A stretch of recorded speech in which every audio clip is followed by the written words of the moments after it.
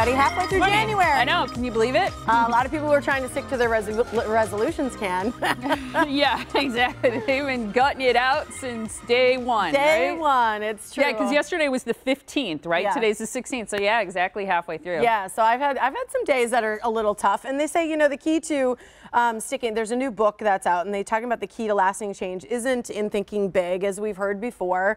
It's about thinking small. The book is called Tiny Habits: The Small Changes That Change. It's by B.J. Fogg, and basically he writes about the fact that it is not willpower and motivation. They are not the keys to changing your habits. I have heard that before. Okay. Because they say willpower, you cannot sustain willpower. Yeah, and wasn't there something on the show we heard something about self-discipline as well was not the key? I think I did a satellite interview where they talked about that. But they say the real change is in a matter of making simple adjustments. So it is about the small. It's about staying small and flexible. So what I thought his example was, which is hilarious, is he's like, if you'd like to floss your teeth, for example, and you don't do that, set your floss out every day. Yes. But start with just 3 teeth. That was his suggestion. I was like, I don't know how I feel about that top one. 3. They're like, and if you can't go any further, just stop there. But do that every day, and eventually the habit will pick up. That's funny. So, well, yeah.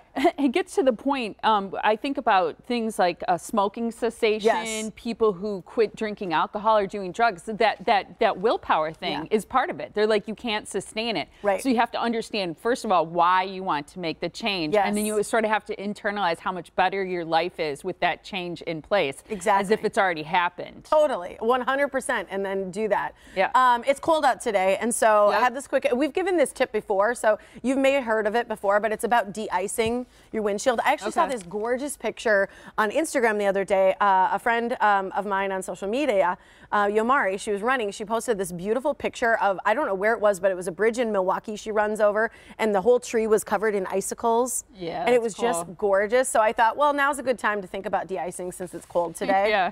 But they say it's basically 2 parts rubbing alcohol, 1 part water in a spray bottle. And if you spray that on your windshield, it'll instantly melt the ice off. Really? Yeah, so you don't have to scrape. So 2 parts rubbing alcohol to 1 part water. So you need a lot of, you probably, you know, to fill a bottle, you might need the whole thing. Oh, that's interesting. Yeah, and then you keep that in your car. You just spray it on a frozen windshield. You don't have to scrape it. It'll just simply melt And obviously it'll never freeze in the bottle. Right. Because of the alcohol that's in it. Yeah. Interesting. So I thought now that cold weather is out there, it's a good time to give a little icy tip today. I liked it. Yeah, head to our Facebook page, though. We've got a sound off today. It's what is your best winter weather tip for your car? Let us know. Maybe you got a good one that works for you. That de-icing one is good. Yeah, you like that? Yeah, a lot of people leave their windshield wipers up if they're expecting snow. We've talked about that before, whether or not that's a good idea or not. Yeah, and they say no because when you put them, they could smash down and not crack something. Yeah, Yeah, or like, they could you know, if bust. it's cold or whatever. All right.